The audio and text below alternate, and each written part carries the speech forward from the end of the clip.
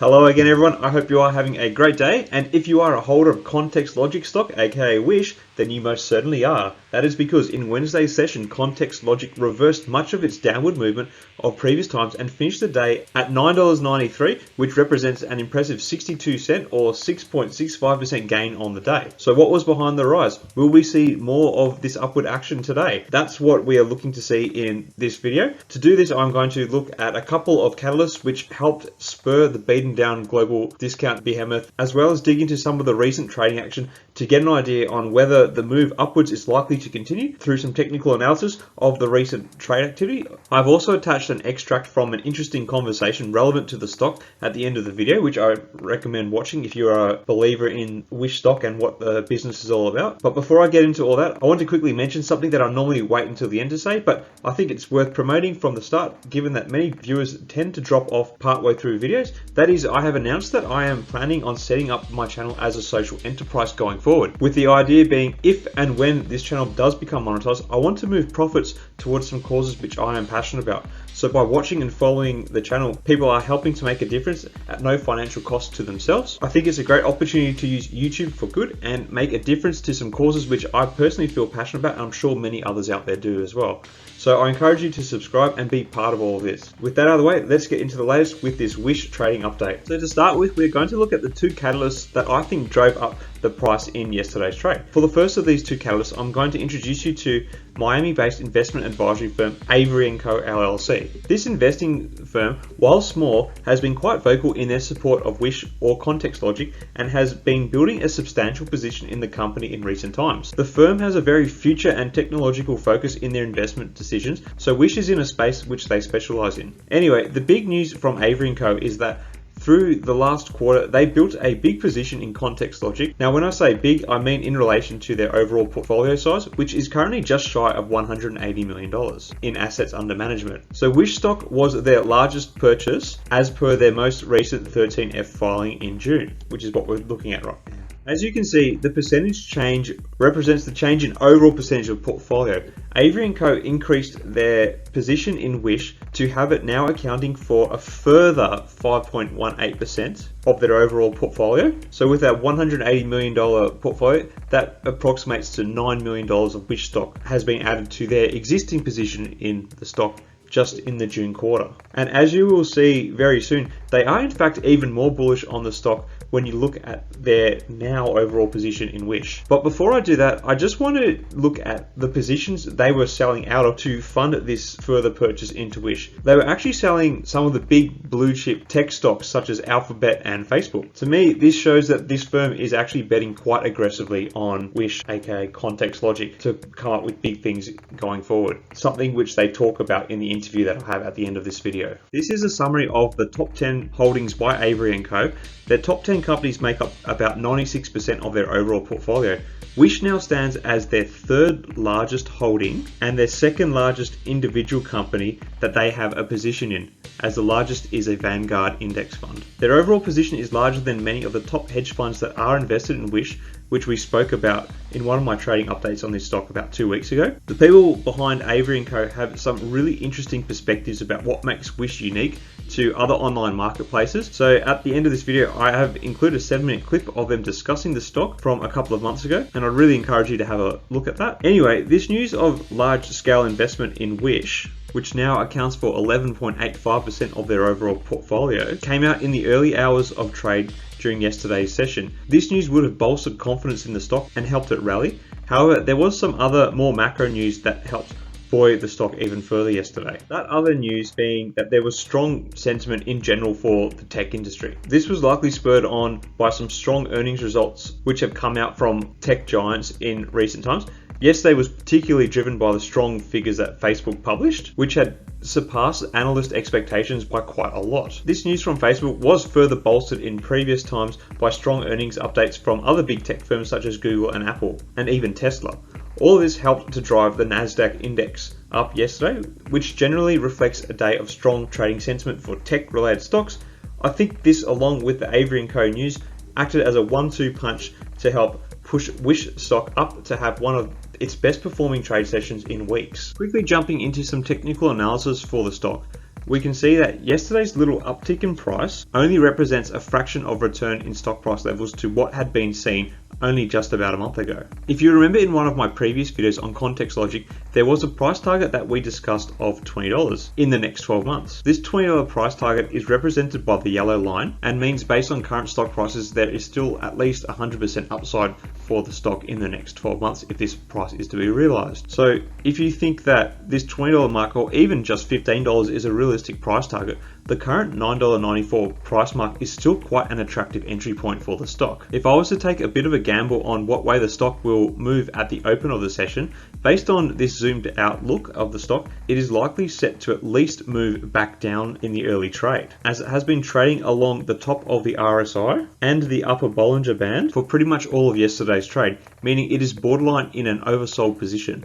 If it does come down at the start of the day, however, it may not be a big drop, especially if yesterday's trading momentum continues for the stock. Looking at the RSI on a zoomed in 15-minute chart, we can see that the stock spent much of yesterday in overbought territory, signified by the red going above the 70 line. This micro level analysis of the stock further bolsters my thoughts that there will be a bit of a sell-off at the open of trade on Thursday, but really you never know. It's a new trading day and anything can happen. Given the recent V-shaped stock movement in the last 5 days, it has been hard to establish a regular trading range in the short term, so I have not been able to accrue more stock through day trading yesterday. However, I was able to accrue a few more stocks during Tuesday's session. At present, I'm still holding just under 500 shares in the company at the moment, and I'm still looking to add more to that. Very quickly, you can see from this chart from 8 Wisdom that there is still quite a bit of chatter around Wish. It has been flattening out, but it is still in the top 12 most spoken about stocks on Reddit, even beating the likes of Apple and Tesla, who have only just released their financial data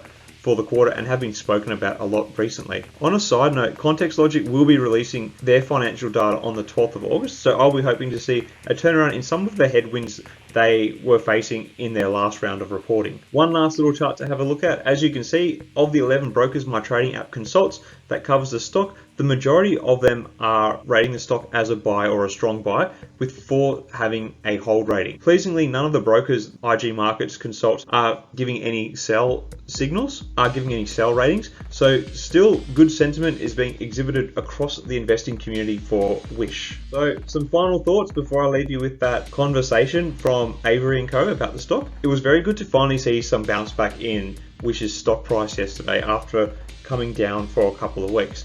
I'm still very bullish and will be looking to further build my position through trading when a more regular buying and selling pattern returns to the stock. Anyway, what do you guys think? Are you a fan of Wish stock? What do you think of the size of Avory and Co.'s position in the stock? Do you think it's a negligent one, or is it a shrewd move on their part? Let me know in the comments below. If you found this video interesting or useful, I would encourage you to leave a like on it. Also, if you want to see more Wish or other stock related content, I would encourage you to subscribe to the channel if you have not done so already. I already spoke about at the start how I'm trying to turn this into a social enterprise, so by watching videos on my channel, you will be helping make a difference to some worthy causes, and I just think it's a great opportunity to use YouTube for some good.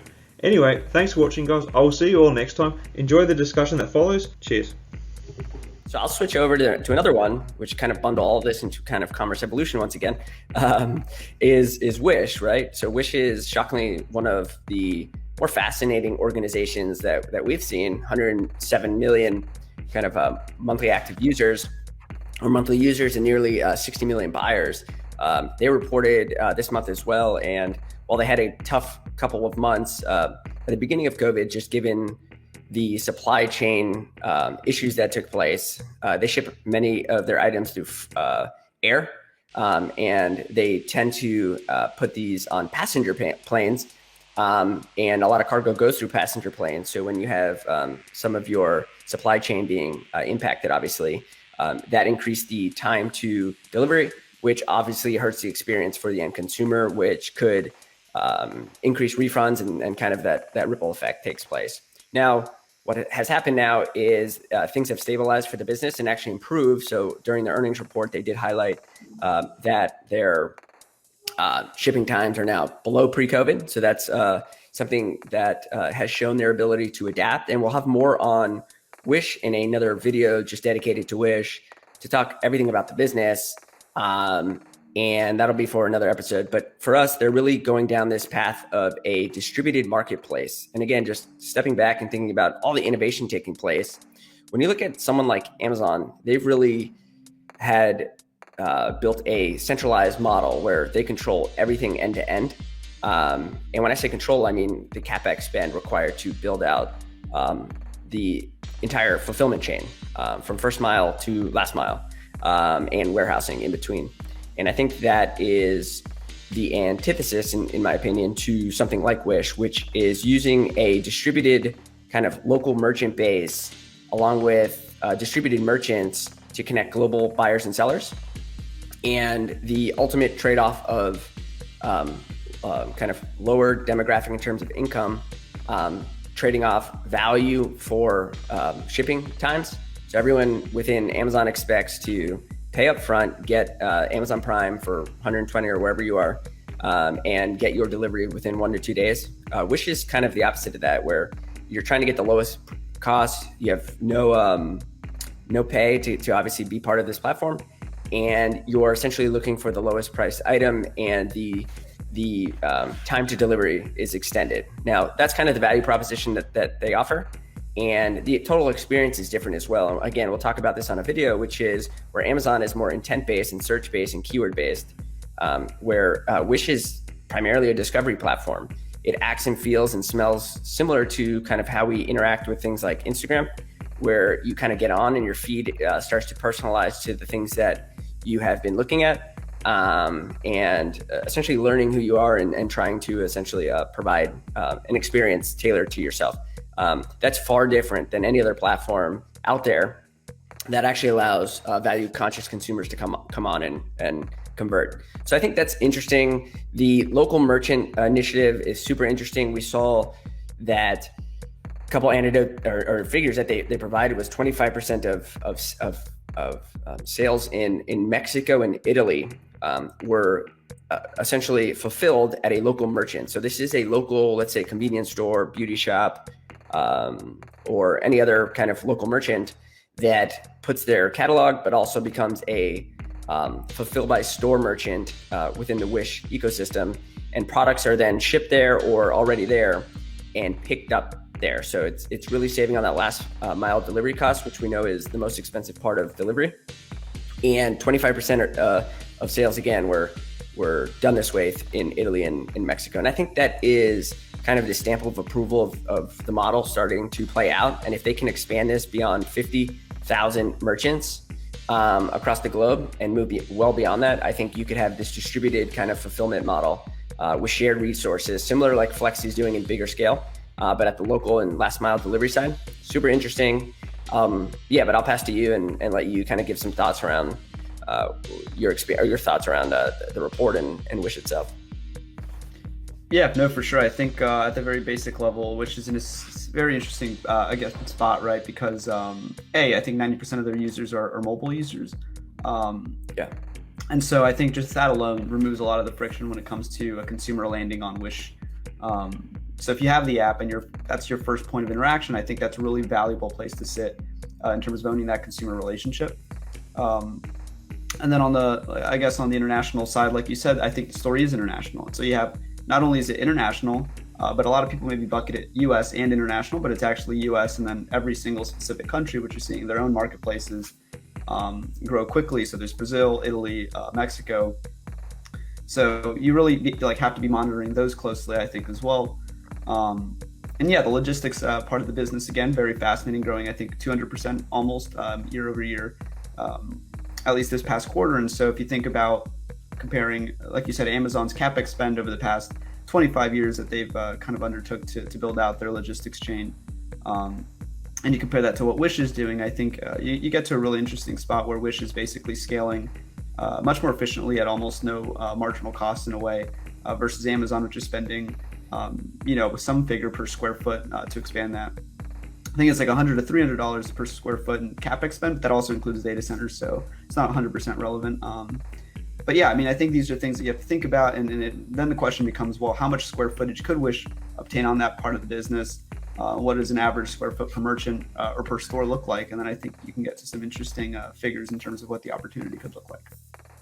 Yeah, I agree. The logistics numbers were pretty impressive. I think it was like 200% growth there. And if we're talking about the world of platform as a service, and that'll lead us to the next topic, which is Square Bank, or Square Capital. Everybody is trying to create the platform of something, right? Whether it's Shopify for the merchant, whether it's Wish for the merchant, which is where I'll kind of jump to Square in a second, but I do think Wish is in this special place. And one side note, right before we jump into Square, is an interesting event at Wish was that they brought on Jackie Reese as a board of director on their board, and that was in December. And again, she led Square Capital.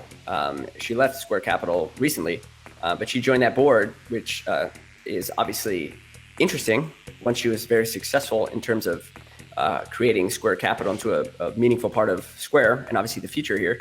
But also when you think of 100 million users globally and roughly kind of like 500,000 merchants on a global platform, I think there is something there for a financial kind of mesh between all of that. And if Wish could execute on this along with their logistics kind of ecosystem, I think those kind of go hand in hand when you think of commerce, logistics and conversion through payment. It's very interesting, and more to that on another video, so stay tuned.